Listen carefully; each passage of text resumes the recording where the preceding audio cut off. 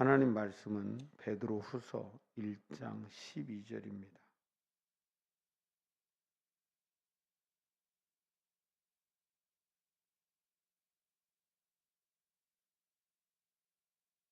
베드로후서 1장 12절부터 21절까지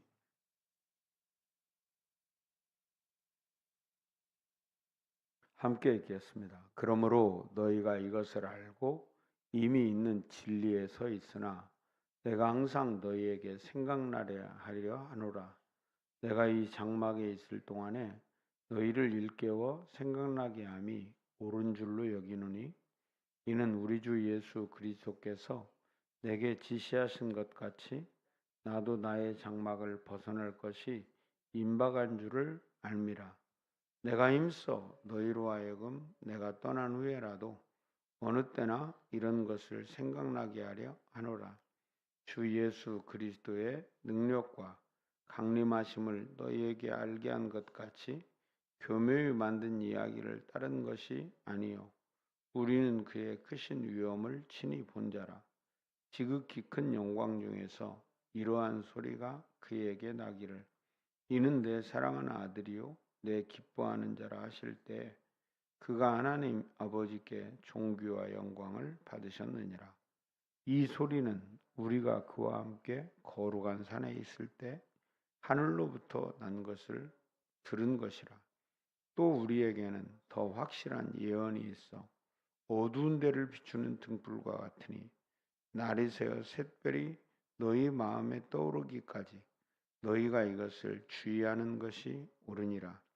먼저 할 것은 성경의 모든 예언은 사사로이 풀 것이 아니니 예언은 언제든지 사람의 뜻으로 낸 것이 아니요 오직 성령의 감동하심을 받은 사람들이 하나님께 받아 말한 것임이라. 아멘.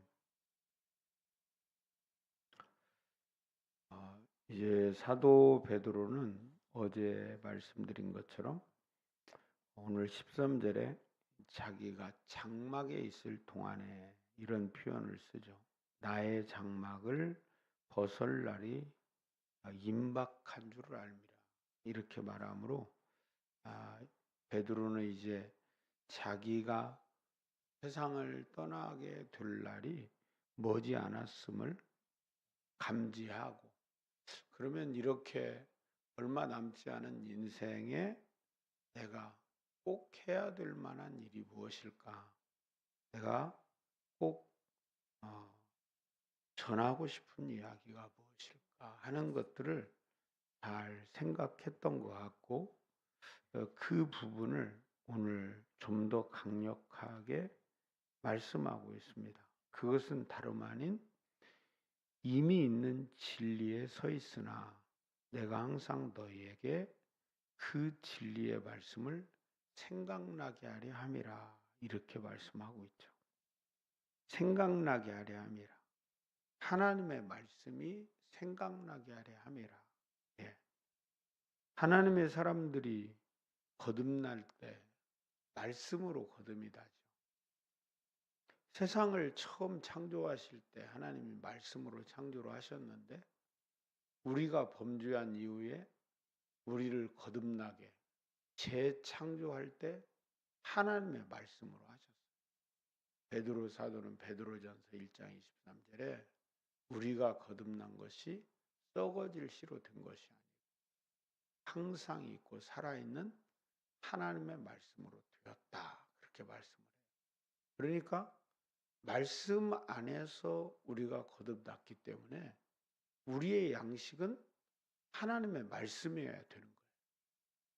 그런 의미에서 베드로 사도는 일관성 있게 말하는 거예요. 일관성 있게 그도 평생을 살아오면서 이 말씀이 생각나야 돼. 이 진리의 말씀이 생각나야 돼. 그런데 여러분 사도 요한도 요한복음 14장 26절에 뭐라고 말씀하세요? 똑같은 말을 해요.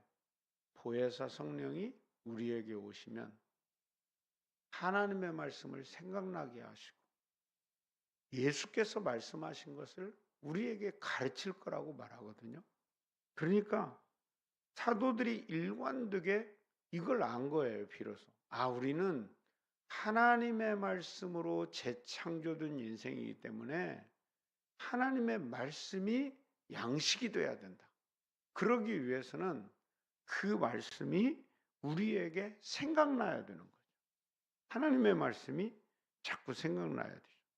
그러면 여러분, 하나님의 말씀이 생각나려면 어떻게 해야 될까요?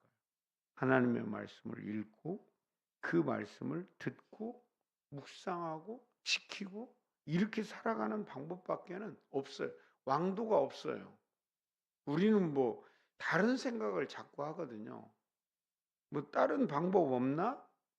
뭐 신통하고 뭐 쇼킹하고 뭔가 금방 뭐가 새로워지는 그런 방법 없나? 여러분, 우리가 하루 세끼 밥 먹는 것 태어날 때부터 죽는 날까지 먹는 거잖아요. 그것이 우리를 살리는 힘이거든요. 그것이 우리의 육체를 살리는 힘이거든요. 근데 우리는 이제 말씀 안에서 태어났기 때문에 여러분과 저의 양식이 바뀌었다는 거죠. 하나님의 말씀으로. 이제 우리가 주님 앞에 가는 그날까지 여러분의 손에서 하나님의 말씀이 떨어지지 않기를 바랍니다.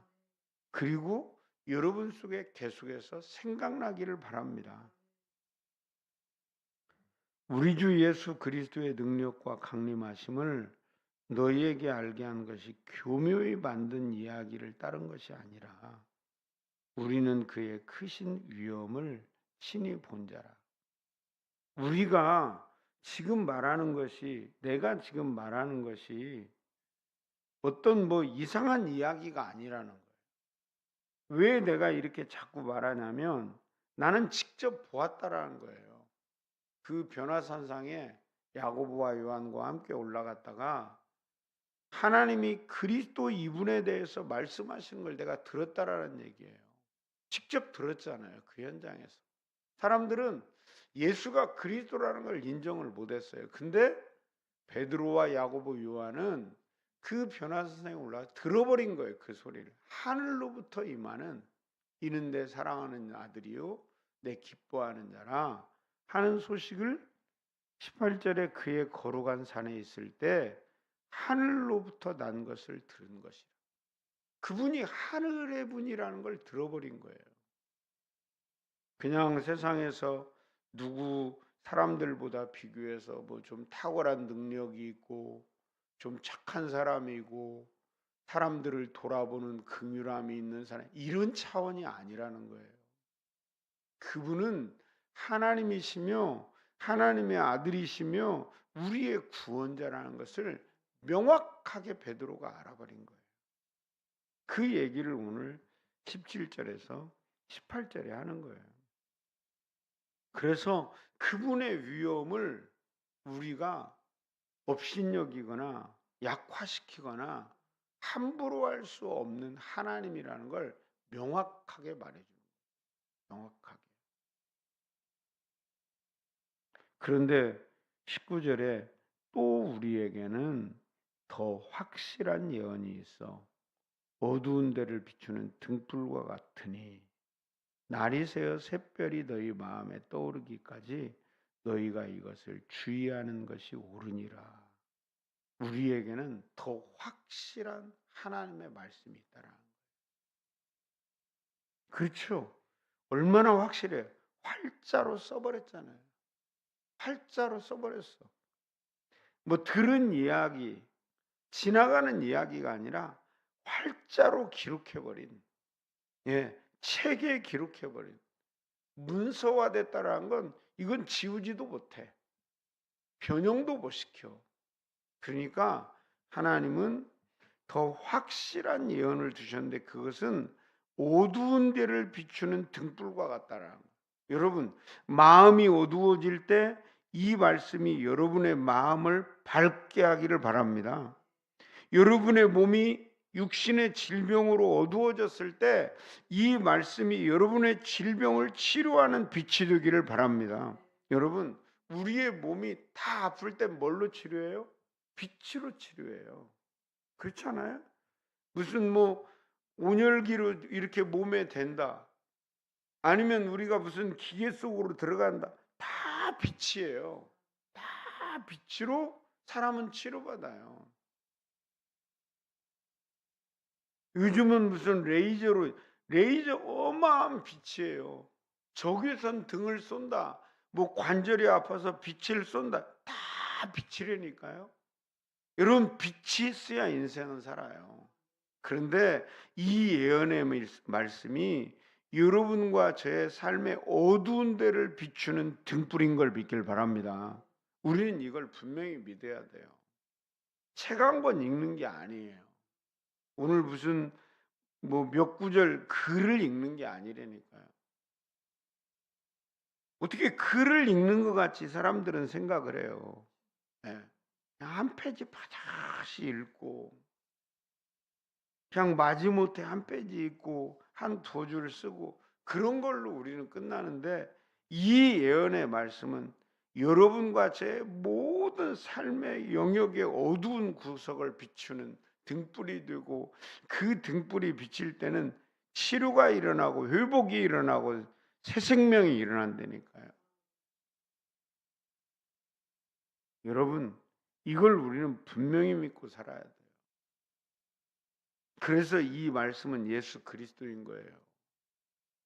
예수님이 가는 곳마다 죽은 자가 살아났죠. 중풍병자가 침상을 들고 갔죠. 눈먼 자가 눈을 떴죠. 굶주린 자들이 먹을 것이 생겼죠. 사람들에게 외면당해서 왕따 당했던 사람들이 삶의 가치가 생겼죠. 직업을 잃어버리고 헤매이던 사람들이 삶의 사명감이 분명히 생겼죠. 왜 살아야 되는지. 예언의 이 말씀은 더 확실한 예언이라는 거예요. 그 말은 내가 변화상에서 보았던 그 예수님, 그분을 본 그것 자체뿐만 아니라 그보다 더 선명하게 그분의 삶과 그분의 역할을 이 예언의 말씀이 우리에게 선물한다 그 말이에요. 여러분 이제 우리가 하나님의 말씀을 볼 때 믿음을 가지고 나가기를 바랍니다. 믿음을 가지고 우리는 어떤 믿음? 나의 모든 삶의 어두운 영역이 비춰지겠구나. 치료되겠구나. 회복되겠구나. 이게 무슨 뭐 사변이면 무슨 의미가 있겠어. 뭐 생각 한 자락 깔아놓고 가는 거. 뭐 지식 하나 한 줄 익히는 정보 정도로 생각하면 어떻게 하겠어요. 이건 생명력이라니까요. 생명력이에요.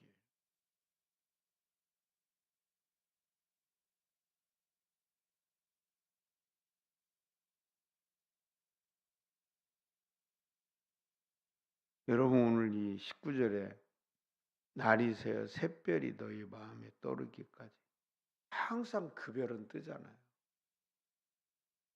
그 별은 거기에서의 역할을 한다 그 말이에요. 그러니 우리는 이 말씀을 내 생각대로 풀고 그럴 것이 아니라 하나님의 감동을 받은 사람들로 인해서 기록된 살아있는 말씀이라. 그러니까 하나님의 감동을 받은 사람들이 하나님께 받아 말한 것이라 그 말은 그들도 그 말씀의 빛이 비춰질 때 살아났다 그 말이에요. 네. 이 말씀을 기록한 기자들도 다 이 말씀이 비춰질 때 그들이 살아난 거예요. 그들이 그 빛으로 살아났다. 모든 생명은 빛을 받아야 됩니다. 그 빛이 이 예언의 말씀이에요. 사람들은 참 안 해요, 이걸. 네. 이 말씀 앞에 서는 것을 참 더뎌요. 그러니까 이건 영적 전쟁이라니까, 진짜. 모든 것에 분주한데 이 일에는 바쁘지 않아요.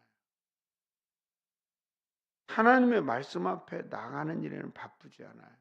근데 여러분, 사람들이 다 건강을 위해서 여러분 뭐 영양제도 먹고 병원도 가고 의사에게 정기 점검도 받고 다 그렇게 하라는데 사람이 안 하죠. 그러다가 언제 해요? 아프면 해요. 늦어버린 거예요. 그럼 사실은 늦은 거예요. 병이 들었을 때는 늦은 거예요. 그건 거의 그 상태로 회복이 어려운 거예요. 근데 사람들은 그걸 생각을 못 해. 건강할 때 건강을 챙기는 거예요. 여러분, 우리는 오늘 편안하고 안전하다고 생각하는 이때 이 생명의 말씀이 여러분의 속사람을 겉사람을 비춰주고 있다는 걸 놓치지 말기를 바랍니다. 그걸 기억하셔야 돼요. 그리고 그 말씀 앞에서 빛을 쏘야 된다니까. 네, 빛을 쏘는 거예요.